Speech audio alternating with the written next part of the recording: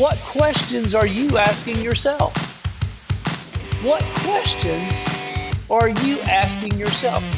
See, I believe just as important of who we hang around is the level of questions that we ask ourselves, because we talk to ourselves more than we talk to anybody else. Is we usually are our worst.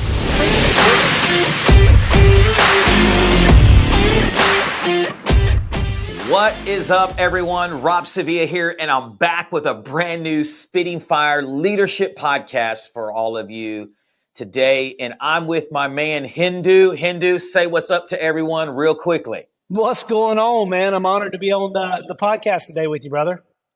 Yeah, man, I know you're going to spit some serious fire, and I was so excited for you to come on today when we met for the first time a few weeks back at a leadership mastermind, and I know that you're going to bring some tremendous value to our audience. But before we dive into that, just real quickly, we interview leaders like Hendo and others across the country because I pray that what we talk about today will inspire you to be the leader that I know God has called you to be. And let's take it one step further, but to take that risk, to bet on yourself and pursue that God dream that I believe He's put in all of your hearts. And Hendo, thank you so much for being on the podcast. And the way I always like to start this out is, will you just give us a little bit of your story from the past, the present, and maybe where you're going?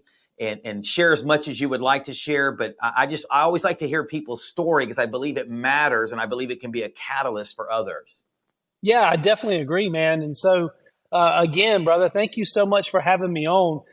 Just to be able to have a platform to be able to share my story, you know, what God's done for me and my family. I'll never turn an opportunity like that down. When you meet me, you'll figure out one thing really, really quick, is that I'm just super real. I don't try to fake anything. I don't ever try to be somebody that I'm not. I just want to be who God called me to be. And so for those of you that's never met me, that's never heard my name, all of my friends do call me Hendo, but my name's Jonathan Henderson. I'm from a little small community in the upstate area of South Carolina called Blue Ridge. Blue Ridge is literally a figment of your imagination. Whenever I do speak across the country, I'll talk to different audiences and I'll ask them if they'd ever heard of Blue Ridge, South Carolina. And, you always have those one or two people, they'll raise their hand up, that sort of thing. And I get everybody to look around and with all the people that have their hands up. And I say, yeah, those are the rednecks that are in the room. Yeah. I live in the country, man. I'm born here. I was raised here, moved away for a couple of years to go to school. But then moved back as soon as I got married. I moved back. And I'll die here, God willing. If the Lord tarries and He allows us to live here the rest of our life, this is where I choose to live. I'm 45 years young. I've been married to my beautiful wife, Julie, for 26 years. We just celebrated our 26-year wedding anniversary. We've got 3 amazing kids, one of those being a daughter-in-law. My son and his wife, they got married in October. They've been together for over 10 years. They're middle school sweethearts. And they went to middle school at 2 separate middle schools, 2 separate high schools. It was actually our rival high school. It parallels my wife and I's story. She went to my rival high school as well. So I married a Greer girl, Greer, South Carolina. My son married a Greer girl. And they went through Clemson together. They've both graduated Clemson. My daughter just recently graduated Clemson this past year. And so I have 3 Clemson graduates in the family. Super excited about that. And the reason why I'm on the podcast here today is because I have a heart for leaders. You know, I believe that everything rises and falls on leadership. And numbers follow leaders. It doesn't matter if you're talking about your bank account. It doesn't matter if you're talking about the team that you lead. It doesn't matter if you're talking about your family. You know, every name's a number and every number's a name. That might be a quick bonus tip for somebody that's listening today that's been debating on, do I need to track my numbers? Do I need to take count of my group, whatever that group may or may not be? And the answer to that question is yes. It's a resounding yes. I had a pastor friend of mine tell me one time, he said, every name is a number and every number is a name. You better count those numbers. And I said, sir, yes, sir, right away. And I've subscribed to that thought process. And so I've had leaders pour into me for for well over a decade. I'm a serial entrepreneur. I've been an entrepreneur. I've owned some form of business ever since I was 19 years old. And like I say, I'm 45 now. I'll be 46 in July. So I've been through the ringer. I've been through a lot of different gamuts when it comes to business. You know, being the young guy, you know, new in an industry, letting the old guys try to run all over you, see what they can get away with. It hardened my heart to a lot of people. You know, thankfully that where sin abounds, grace does much more abound. And so that's applied to my life because being in business for myself, as young as I was, getting ran over and you know, people always trying to take advantage of you.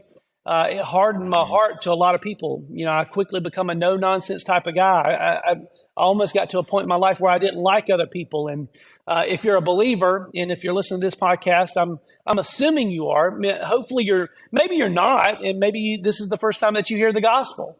And if that's the case, man, I'm digging that too, man. It couldn't be nothing better. But you know, I know that I'm talking to a lot of believers here today too, and so.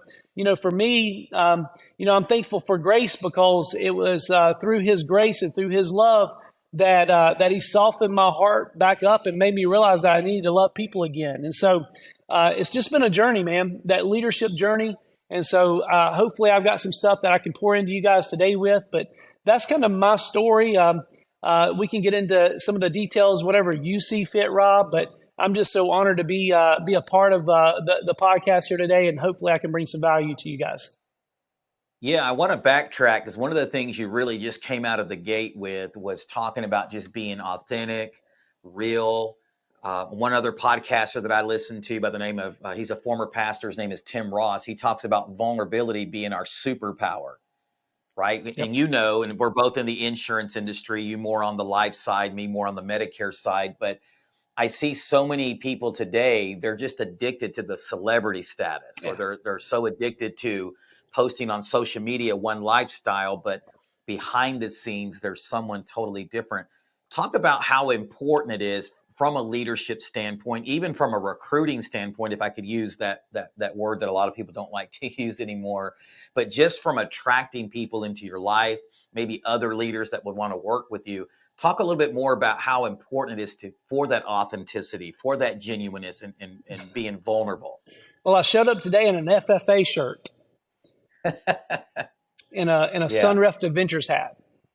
You know, I've been through the gamut. I've spoken on stages with 50,000 plus people.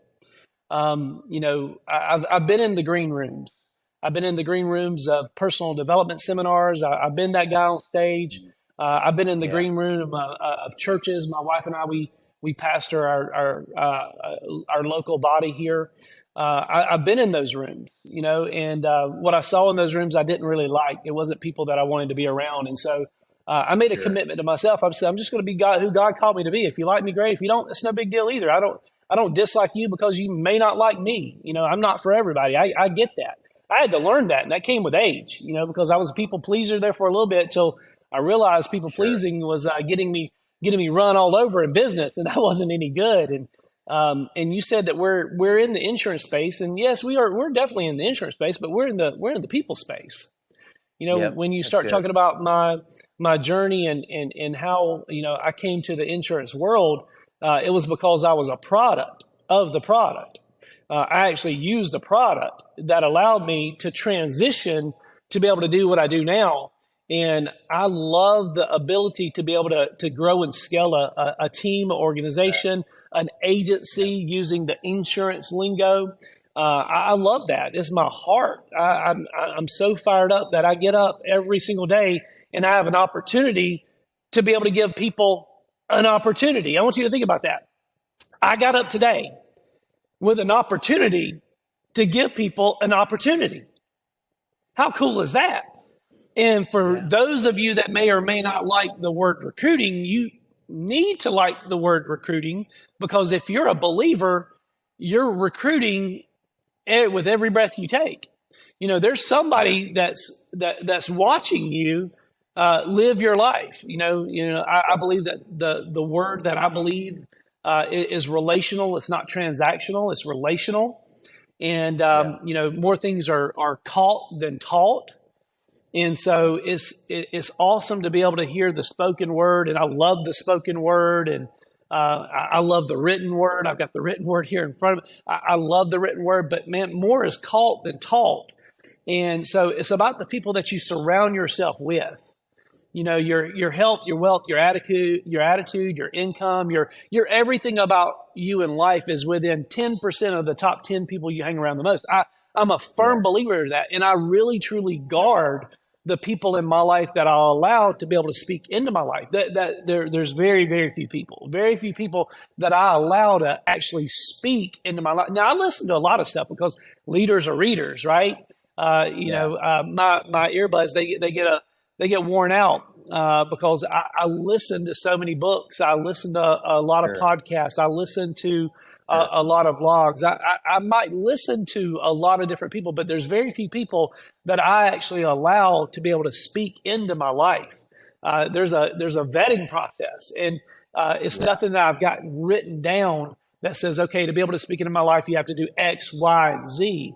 Right. But over time, through conversations, over dinner, on the phone, over time, those relationships develop to where people actually will, I'll allow them to speak in my life without actually knowing right then and there that I'm allowing them to speak into my life. It's kind of like, if you look at Paul's writings, he talks to the church of central Turkey there in Galatians, and he writes them a letter, and he introduces himself. Paul knew who he was Yeah. talking to, but he didn't know who he was talking to. Think about that. Right. He knew who he was Yeah. talking to, but he didn't know who he was talking to. He introduced himself in the very beginning. So you never know who you're Yep. pouring into and who you're having an effect on. And we just, the Bible says to be in season, out of season. Jesus literally cursed the fig tree because it wasn't bearing fruit. It wasn't Yeah. in season. And so I believe that we need to be on 10 at all times. It doesn't matter if you wear a ball cap. It doesn't matter if you wear a suit or tie. It doesn't matter if you wear cowboy boots, overalls, or Gucci or Armani. It doesn't matter, right? That has very little to Yeah. do with who you are in here. And I like to get to know who people are in here. It's one of the things that attracted me to you at the mastermind group that we were in Tampa. It was, when I had that first conversation with you, the Spirit Bear Witness, and I was totally thrilled that you asked me to be able to jump on here and to speak into your people. That takes a lot Yeah. of trust, and I don't take that lightly. Yeah, no, and same thing. I always tell people that the energy you bring into the room is either going to attract or is going to repel, right? And that was one of the things that attracted me to you is I'm an energy guy, guilty as charged, sometimes too much energy, some people have told me, but I just want to live my life passionately. I'm excited about life. I got to wake up one more day and to see you in the room and the energy that really attracted me to you. So I think I'm going to stop here real quickly and just, continue to look boldly into the camera here real quickly. And whether you're listening to this or watching this on YouTube today, whenever this drops, listen, the content that you're consuming, this is what Hendo's talking about, is ultimately going to create the version of you, right? In other words, the content that let me say it another way, the content that I'm consuming the most is what I'm going to become the most like.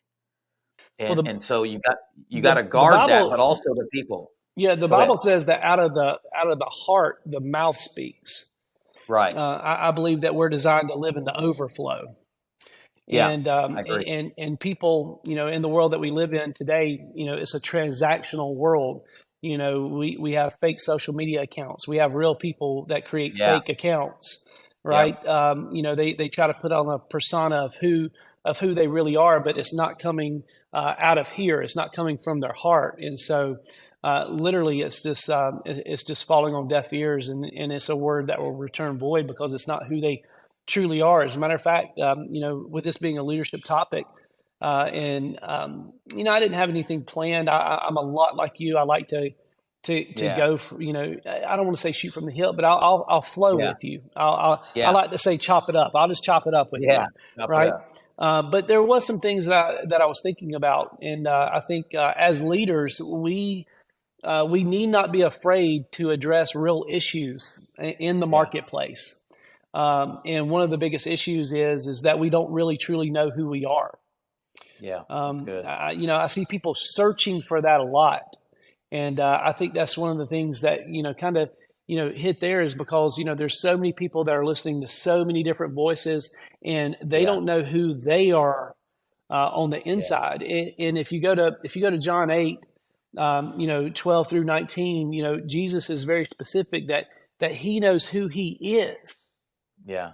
That and we're supposed to be the direct reflection of Jesus here on earth, right? The Bible's, it teaches in types, copies, and shadows. I believe, that there's the Old Testament, which is very relevant for today, even though that, the Bible that I read is predominantly more of a New Testament Bible. Dr. Simmons says the Passion Translation has absolutely, reignited the love of the written Word of God in my life, and but the Old Testament is there for a reason, Sure. and it definitely has relevance in the world that we live in. And then if you look at the New Testament, the New Testament, it was a bunch of brand new believers, and they were living the New Testament, and they didn't realize that they were the New Testament, right? Right. And so the Bible is written in types, copies, and shadows. And I believe with my whole heart that we're to glean from the Old Testament, New Testament, but we're the living Word right now. We're the living Right. expression on earth right now. And if we don't know who we are, then we're not being that direct reflection of the Father, because Jesus knew exactly Right. who he was. He Yeah. knew exactly who he was. So, if you're a leader and you're listening to this podcast today, and if you're in leadership and you call yourself a leader, and people are all the time, well, I don't know if I'm a leader or not. Here's the definition of a leader. Turn around, look behind you, and see who's following you. If you have somebody following you, you're a leader. Yeah, that doesn't mean that it's an army of people that you don't know. I'm talking about if you're a mom, if you're a dad, if you're a brother, if you're a sister, if you hold position at your work. There's so many different definitions of a leader, but if you're a leader, here's what the Bible says about who we are. If you go to 1 Peter 2, 9 through 10, it says that we're a chosen people. That's who we are. Yeah. We're a chosen people. We're God's special possession. That's who we are as leaders. Now, I'm talking about as leaders. As leaders, we're God's special possession. We are the people of God. That's who we are. We're called to be separate. We're called to be different. We're called to be a little bit weird. We're called to be set apart. We're not called to go with the flow, if you will. We're not called to be status quo. We're called to be different. Entrepreneurs are different. Leaders are different. And that's a part of what makes you special. And I want you to know today, if you're listening, I don't know when you're going to listen to this, but I just believe that there's going to be some leaders that listen to me that they're probably going to be a little bit discouraged, because I can tell you that entrepreneurship is a roller coaster ride. It's a top of the mountain, down in the valley in the next second, right? I mean, it's up and down, up and down, up and down, up and down. So there's going to be some leaders that you're probably down in the valley, and I want you to know that you're not designed to stay in the valley, that there's another mountaintop coming, and that you're God's chosen people, that you're special to him, right? And you're called to be different. So don't worry that you're different. Don't think about, when you're making decisions in your business, don't make a decision based off of what the marketplace thinks that you should or shouldn't do. You be true to who you are. You be true to those core values. This is the reason why Rob and I got connected with the group that we partnered up with. We might be in two different verticals, predominantly within the insurance space, but the group that we partnered up with, the reason why we're there is because we share the same core value system, right? We do business with character. We do business with integrity. And the marketplace will tell you that you can't be a person of high character or integrity and be successful in business. And I'm here to call bull on that. That's just not right.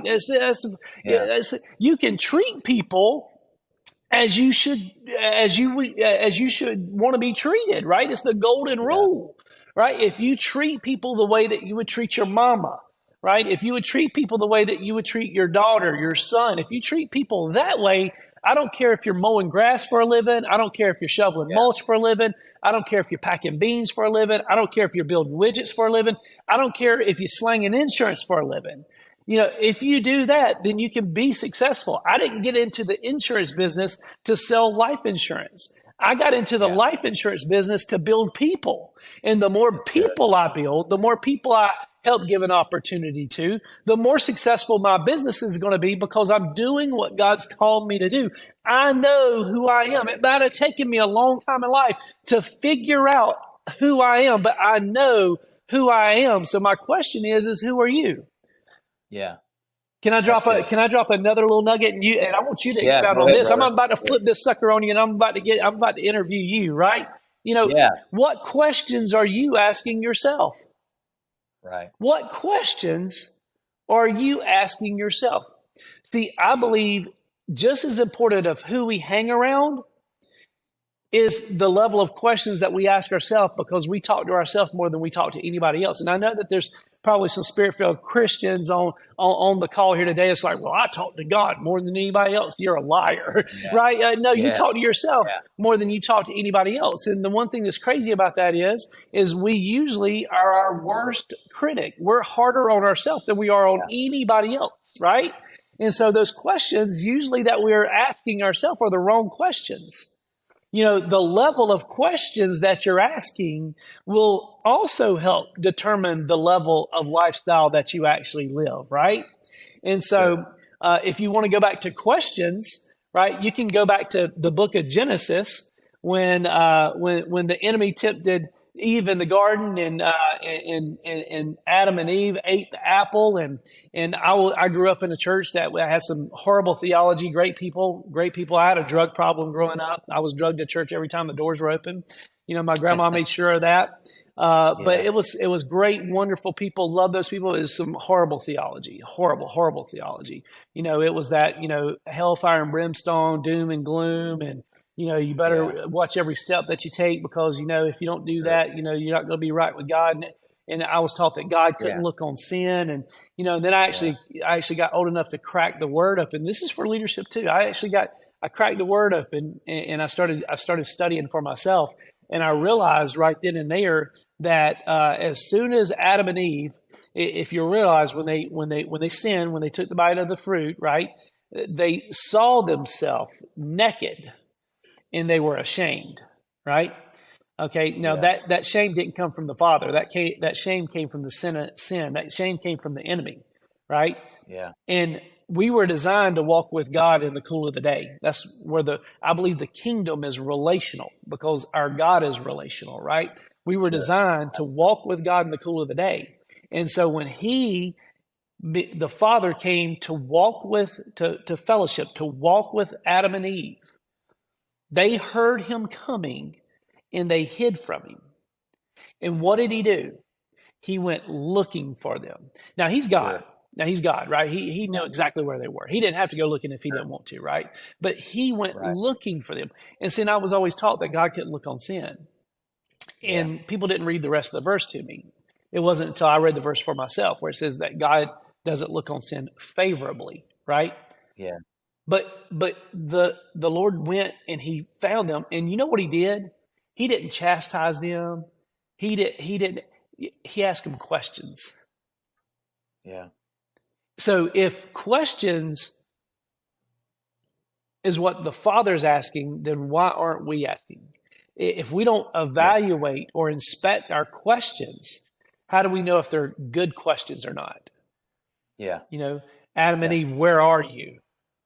Yeah. We're here. We're naked. Who told you that? Yeah. He started asking questions. So as leaders, you got something going wrong in your business. You're inspecting your business. You're looking at your P&L sheet. You're evaluating your team. You're seeing what's going on here. And as you're taking in that inventory, what questions are you going to ask to be able to dive down in to be able to get to the root of the problem? Yeah. Yeah, no, I definitely love that. And I love, to backtrack just a second. I love the fact because this as an entrepreneur and leaders, and I tell leaders all the time that we have to constantly be reminding ourselves not only who we are, but whose we are, because I don't believe you can truly discover who you are until you know whose you are. That's really ultimately what you're talking about. And you know this every single day, or at least for me, I'm reminding myself, asking that question, whose are you? Like who are you? And I have to go back to God's word and remind myself, because life is just coming at you. People's opinions are coming at you. All these other things are coming at you. And it's a constant reminder of who you are. So I definitely love that. And then one of the questions I like to ask myself every day is, am I truly living on purpose? Meaning I was created on purpose for a purpose, but am I living on purpose? And it's a lot easier.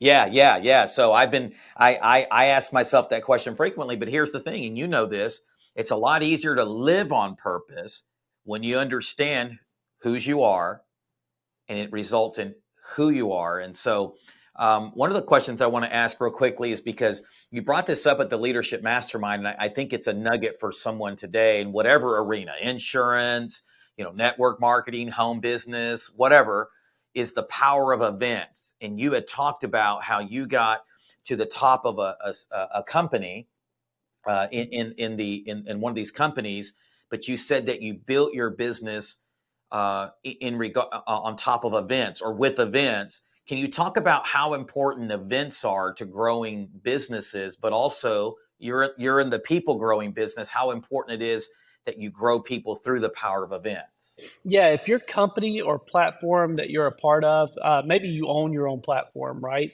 And so you don't have a system or a process that's based around events, but you're growing a team, you're growing an organization.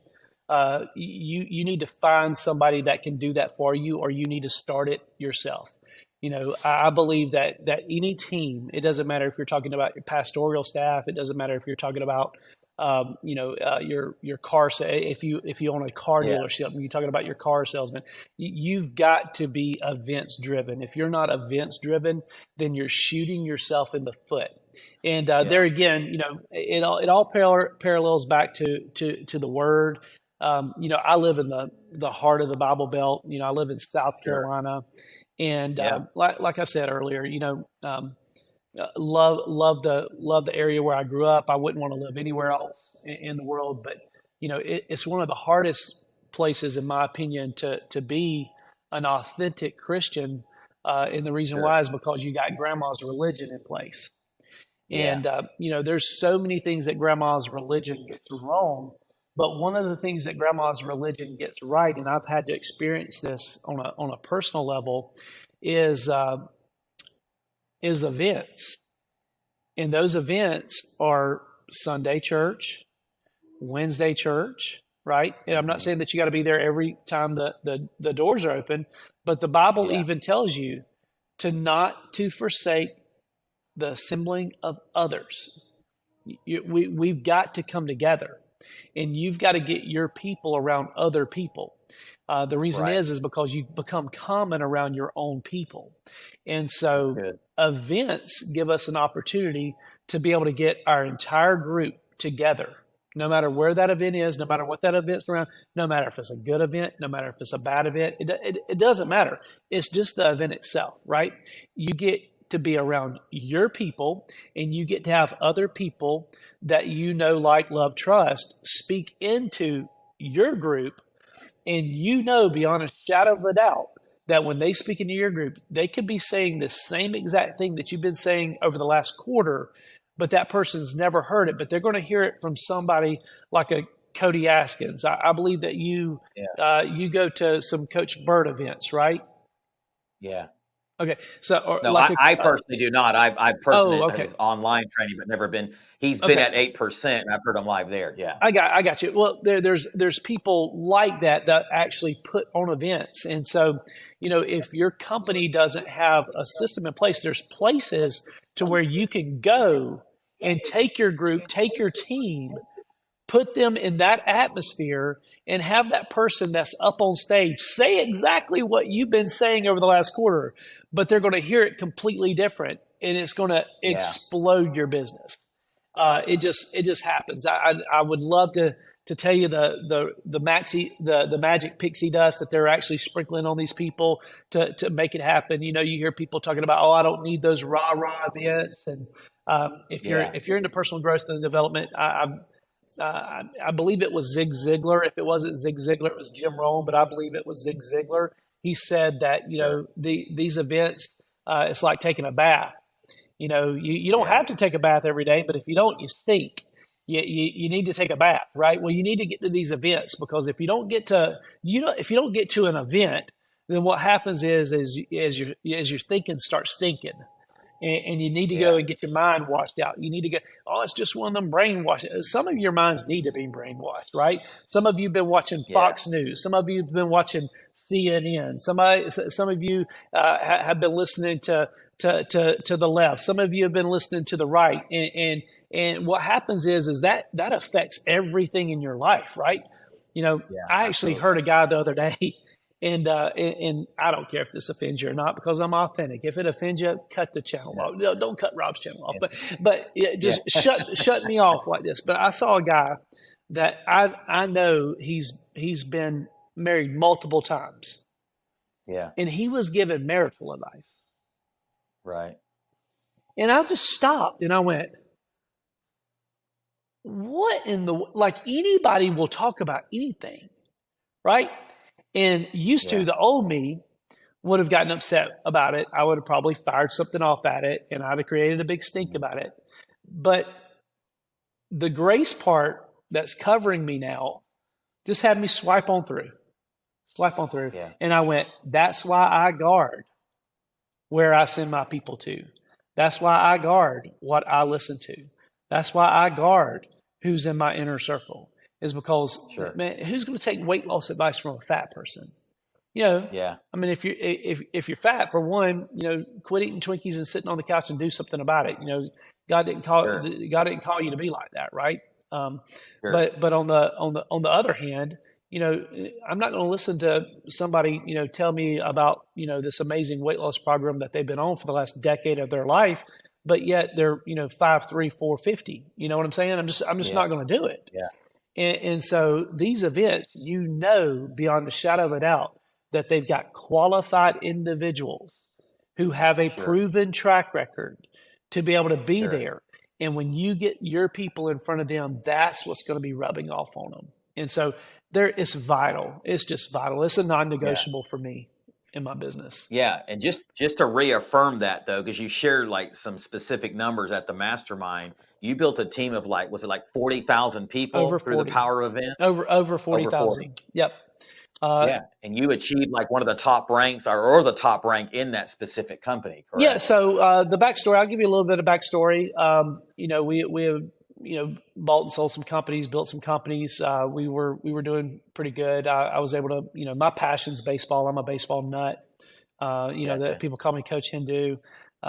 We've trained a bunch of D1, college athletes, a bunch of draft picks. My son played baseball at Clemson. Just all that stuff. But I had bought a sports training center. I had opened up a sports training center, and super busy. I love to be that guy that wears that as a badge of honor about how hard I work. Nobody's up before me. Nobody goes to bed before after me. We get after it, right? I'm a hustler, Right. baby. I like to hustle, Yeah. and I had a guy who was very successful. He's an entrepreneur. He owns, a lot of, Right. he's the Grant Cardone of Greer, South Carolina, right? He owns a ton of real estate in Greer. Right. I've done a baseball lesson every week with his son for multiple years. And he hits me up one day and he goes, "Hey man, I need to come see you." I said, "Cool, man. Bring Todd over anytime you want to," because that's his son's name's Todd. I go, "Bring Todd over anytime you want to. We'll hit whenever." My best client, I love talking.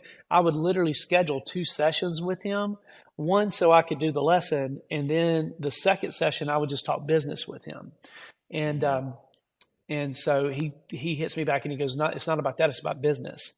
So I immediately think that we're going to talk about buying real estate, that sort of thing. Sure. And he Yeah. shows up in my office with a guy that I don't know. He brings a guy I don't know. And I've seen everything under the sun before. And I was like, well, this is a little odd. I never saw, this guy doing one of those things, right? Because I knew people made tons of money in them, but Yeah. it was always, soaps, potions, lotions. That's Sure. just not me. I'm not Yeah. knocking anybody that does that. Like, that's amazing. If Yeah. that's what you're doing, more power to you, brother. Go slang it. But that just wasn't for me. And he sits down and he shows me a travel club. And so I look at the presentation. I'm like, yeah, how do we do that? And Yeah. he goes, well, it's this much to get started. He goes, but you can make money from it too. And I go, well, what do you mean? He goes, this is what I'm doing to make some extra money. I go, you're doing this to make money? I go, I'm doing it to make money. If he's doing it to make money, I'm doing it to make money, right? Yeah. And the barrier to entry was very, very small. Um, literally you go buy a pair of Jordans for what it costs you to get started in this business. Sure. And so we get started, and I just knew a lot of people that took a family vacation every year, and who wouldn't want to take a vacation at wholesale, versus paying retail for it. Sure. It just made sense. And so we originally didn't treat it necessarily like a business, but when it starts paying you like a business, you start treating it like a business. And we just kept introducing the concept to people over and over and over again. And a guy told me, he goes, if you do this for 1,000 days, and if you treat it like a business for 1,000 that you'll hit the top rank of the company, and it will pay you residually forever. And so I just went, okay, if that guy had done it, I go, if he done it, I can do it. And so it was 1,049 days that we hit the top rank of the company. And we cruised. We put it on cruise control for about 7 years, and then this thing called COVID happened, and I never saw a global pandemic coming. I just didn't do it. I knew that people didn't fix the homes they lived in or the cars they drive to be able to go on a family vacation every single year. We had the market cornered. It was amazing. It had the greatest culture ever, the best events ever, and when COVID shut that thing down, I was blown away. I was like, I never saw that coming. And so I started looking at different industries. And back to, I'll chase a rabbit down the trail in a heartbeat. So back to building that, when the guy told me, he goes, if you just treat this like a business and the proven system set there in place, and he goes, we hold quarterly national events, and we hold monthly regional events. And so I just knew that, he told me to get people to those events, and I just got people to those events. I made those events a party. It was like a family reunion every time. The 4 national events were spread out across the country. I mean, we do them in places like Vegas and Dallas and Los Angeles and Miami, Florida, and Denver, Colorado, and Nashville, Tennessee. We were in a travel club. You got to go travel for these things. It was awesome, right? And so we just kept building, and we would just tell people the same exact thing. And the next thing that you start, you go to the first one, and it's you and 2 other people, and then the next one you go to is you and 10 other people. And the next one you go to is you and 30 other people. And the next one you go to is you and 100 other people. And it just continues to grow. And I've literally had over 5,000 people at an event before. And, when we had 5,000 people at an event, I was making over $40,000 a month. Wow. So, it's one of those things where I just know it works. Like, so you take what you want to do with it. You do with that information whatever you want to do with that information. I'm just here to tell you, events work if you're growing an organization, if you're growing a team, if you're growing an agency. We transitioned to insurance, simply because I was a product of the product. I started making more money than I'd ever made, on a consistent basis in my life. I got around smarter people with money. We started having different conversations. They were asking me different questions. I started asking myself different questions. Learned about a product, about how to become my own bank, how it differed from other products within the industry. And I was already referring that product way before I ever had an insurance license. The reason why I transitioned is because, in this space, it depends on whose numbers you look at. But I've seen on average that the industry of insurance grew during the pandemic by anywhere from 20 to 35%, depending on whose numbers that you look at. And I went, okay, it doesn't matter if the economy's good, doesn't matter if the economy's bad, doesn't matter if the economy's shut down. this industry grows, yeah, I want to be a part of that. Oh, by the way, you get to build an agency, you get to build a team. Yeah, Yeah. sign me up for that one. Yeah. No, I definitely love, what you're saying there. So let's kind of stay in that vein just real quickly.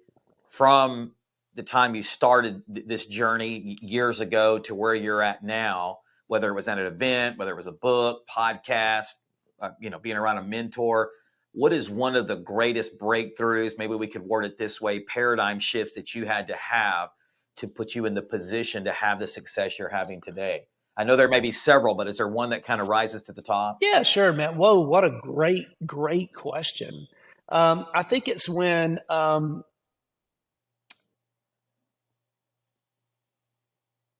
I don't know why I had never heard that if you do what you love, you'll never have to work a day in your life. Mm, I don't know, but I heard that at an event one time, and I was always planning my exit strategy. I was wanting sure. to sell these businesses so that way we could get this freedom. And and Yeah. being an entrepreneur, your hobbies will immediately turn into a business. It's Sure. crazy how that works. Because I just wanted to Yeah. to give kids baseball and softball lessons. Well, that's great, but eventually it turns into 8 employees and overhead with the building and overhead with all the, Sure. and the next thing you know, it's a business. And then we go and hit the top rank of the company, and we start playing a game with Labrador retrievers, and you start that as a hobby, and the next thing that you know, you're spending all summer in upstate New York, and you're spending all winter down in the deep South, and you're spending hundreds of thousands of dollars on these dogs, and and it turns into a business because you're recouping this money, you're buying and selling, Yeah. and so if you're entrepreneurial, it's one of those things to where most of the time your hobbies turn into a business. And I had a guy challenge me one time. He goes, "Man, go to the Word and show me where it says that we're to retire." Mm,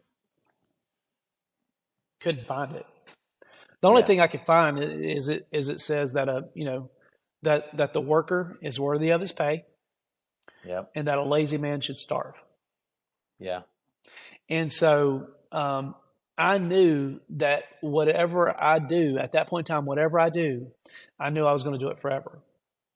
Right. And so, for those of you that might not be a recruiter or a team builder, um, I'm here to tell you I love people, and Yeah. it doesn't matter if it's we're my wife and I, we're the connections pastor at our church.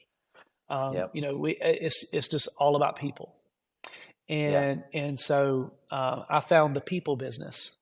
I didn't find the insurance business. I found the people business. I didn't find the travel business before I found the people business. Yeah. I didn't find the baseball business before I found the people business. As a matter of fact, I've probably performed at least 5 marriage ceremonies of players that I've coached. I tell people all the time I've coached way more husbands, fathers, productive members of society than I ever did professional athletes. Yeah. I'm in the people business. And Yeah. so, I found the people business. So you've got to find what you love to do. If you don't love it, whatever it is that you do, like I'm going to be real with you. I don't love insurance. Like that's, Sure. I love a product in insurance, but I love the opportunity in insurance because it Yeah. allows me an opportunity. And I'm not here pitching insurance. I'm just telling you, it's out of the heart, the Sure. mouth speaks, right? I'm just telling you, Right. it allows me a low barrier cost of entry to be able to take Sure. the average person who has zero entrepreneurial skills, and within about a 2 week window of time, and I know this is going to be a bold statement. If you have to edit it, you edit it, whatever you need to do, Yeah. because I'm not here to make income claims or anything else like that. But within a 2 week window of time, I promise you, you can have a. I can teach you because of the system. I can teach you how to have a check in your hand that will rival, if not beat, any amount of check that you've ever gotten at one time in your life off of work that you've done. Yep. I know that I can Yeah. do that. And I'm like, man, this is the people business, and I love Yeah. Now I've got a Yeah, guy he's in the truck business. He loves, and that's a big thing where we live is, big 4x4 trucks. And they sell some sure. of I mean, these trucks start at about $85,000 and they work their way up from there. And you would think that he's in the truck business, but he's not. He's in the people business. Right. Dude, the amount of people that he talks to every single day, he's always hustling. And he loves it. It is his niche, right?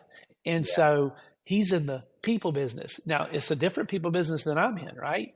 So you don't have to be in the business that I'm in. I don't want it to be like that. Whatever. I've got another buddy of mine. He owns a house cleaning business. He took that business. He bought that business. It had one crew, and he's running Yeah. 5 crews right now. And you would think Wow. he's in the cleaning business, but he's not in the No. cleaning business. He's in the people business because Yeah. every home that he goes into, somebody trusted him and his crew to go in that home to be able to make that home, whenever those people get home in the evenings, warm, welcoming, just a place of relaxation. He's in the people business, right? And so it doesn't matter what business that you're in, and he loves it. I mean, eats, sleeps, drinks, breathes it, loves it. And I'm fired up. I'm fired up for him. I'm fired up for my other Yeah. buddy. And I'm fired up for the Sure. opportunity that I got too. So, Yeah, no, I definitely love that what you said, because one thing I like to tell people is that what you're in right now, whatever arena space, may not be what you love, but don't hate on it. Use it to fund where you're wanting to go, right? And bingo. I totally agree with you. I do Medicare. Medicare is not my ultimate, but I recognize same love people. We do more ministry in Medicare than we did when we were pastors and church planners, Yep. right? Because we love people, but it funds my passions. It funds the other things that I love to do. So if you're listening or watching this today, maybe you're not where you want to be right now, but use that current vehicle to fund the vision forward, right? To get there eventually and We're start doing we're what Clemson you love. Tigers. We're Clemson Tigers. Yeah. Okay. And so I'm gonna throw some good stuff from you from the man, the mentor, the legend that is Coach Dabo Sweeney. Yeah. Love Um, Dabo. Dude, I tell you what, man, I'm just, there's a lot of people that hate on him, and that's how you know he's making an impact. Because I mean, Sure. he's just making a difference. And Absolutely. right along those lines, Dabo has a saying. It says, "Be great where your feet's planted." Yeah. That's great. Be Yeah. great where your feet's planted. If you're planted in a position that you don't feel like you should be in, be great at it, because the setup's the step up. Yep. The setup is the step up. And I promise you, if you're not happy, if you do that job with excellence, if you do that job as unto the Lord, the Bible says that Yeah. everything that we do, we're to do it as unto the Lord, right? If you're doing that job as unto the Lord, I promise you, it might not be the way that God it might not be the way that you would want God to transition you to where you're supposed to be, but I promise you, if you're doing that, if you're being a good steward of where God has you right now, even if it was through the decisions that you feel like you made, we can argue that, but I'll go with it. The Yeah. decisions that you made, where you're at, I promise you, the transition will happen and God will put you in a place that you love. I promise you that. Yeah, no, that's good. Listen, I got about 2 or 3 more questions. I know you've been generous with your time. One thing I want to ask you is, besides your faith, because obviously we know you're passionate about your faith and it's interwoven into everything you do, what is another core value that you live by? Right? Because what I have found when I interview successful people, when I talk to leaders, they have core values that really anchors their lives. So besides your faith, what is another core value that you live by? Yeah, good question. I think that just because I think it's stuff that I do every single day. Um, I love God, I love my family, and I work hard. Hmm. I don't know. I mean, if you want to get you know if we want to go into details, we could pick those apart. But Hmm. I realized from early on that I had order mixed up in my life. Yeah. When I was young, I was that hustler, I was that grinder, and Yeah. and I would love to tell you that I put God first, Sure. and that wasn't the case. I put my work first. I would Yeah. love to be able to tell you I put my wife and family third, and or for second, which is where they're supposed to be. So your order is God. The second is family, and Yeah. or yeah, and third is work, and Yeah. work gets everything else. There's cliche Yeah. phrases like marketplace ministry and all this other kind of stuff, and that's just all bull crap because. And it's good Yes. to say. I mean, and then we say I've said it. And I've been guilty of saying it before Sure. too. But it's just living your life, right? Everything else Yeah. is work, right? So for me personally, it was when I realized that I needed to treat my wife as my wife should be treated. Hmm. Just me being transparent with you guys. We've been married 26 years, so I feel like I could speak on this topic pretty um, Sure. from a front row seat. And when you tell people you've been married 26 years, they go, "Oh, well, you haven't been through anything." Man, there's been years where my wife didn't like me and I didn't like her. We loved each Yeah. other and we made a commitment to each other, which is the Yeah. reason why we're still together, right? Um, Sure. but that character and integrity, kept us together. It kept us from, we never explored other options, that sort of thing. And then it Mhm. hit me that, I'm to love her like Christ loved the church. And what did he do for the church? He died for it, right?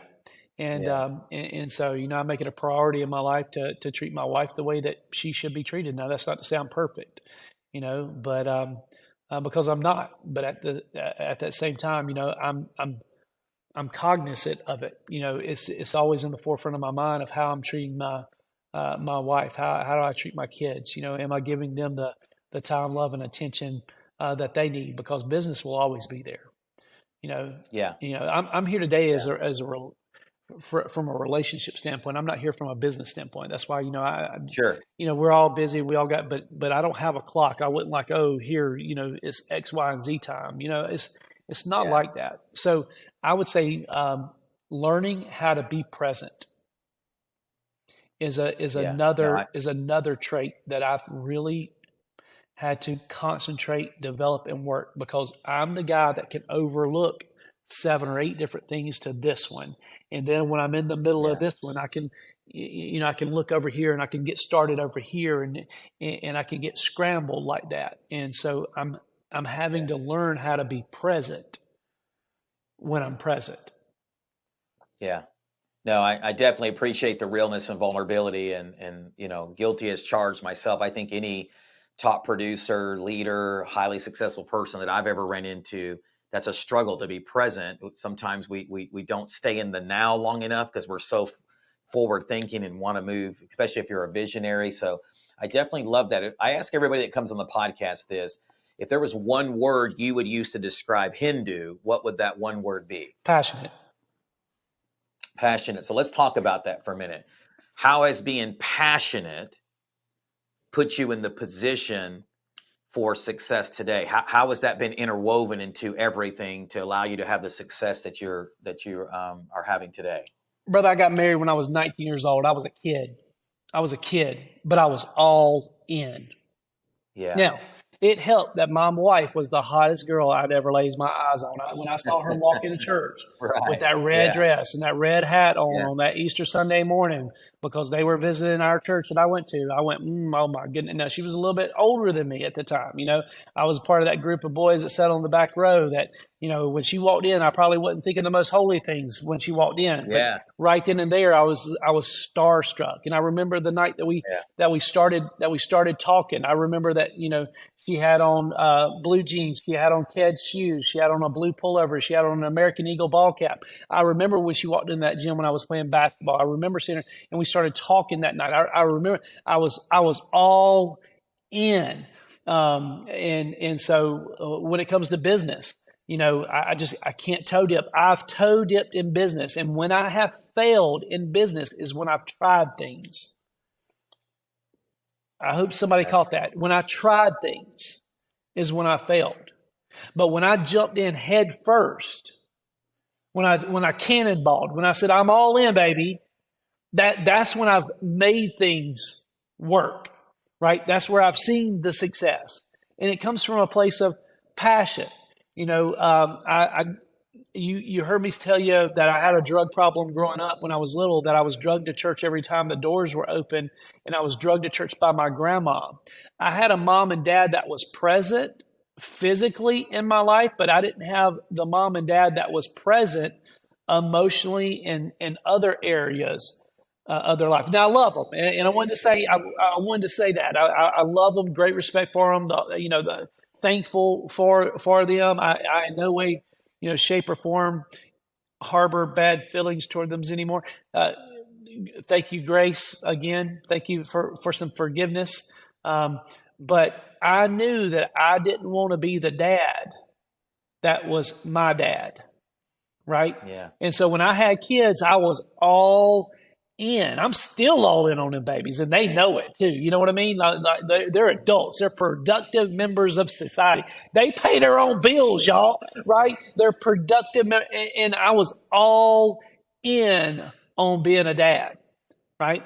Now, does that mean that life didn't throw curveballs at me and stuff didn't happen? Yeah, you heard me talk to you about, like, I didn't know what to do when I was 19 and I got married. Like, I don't know what switch flipped. Something flipped in my mind. It was like, oh my God, and I was a miserable person there for a while. And dude, it took me years and years and years to change the atmosphere of that marriage, right?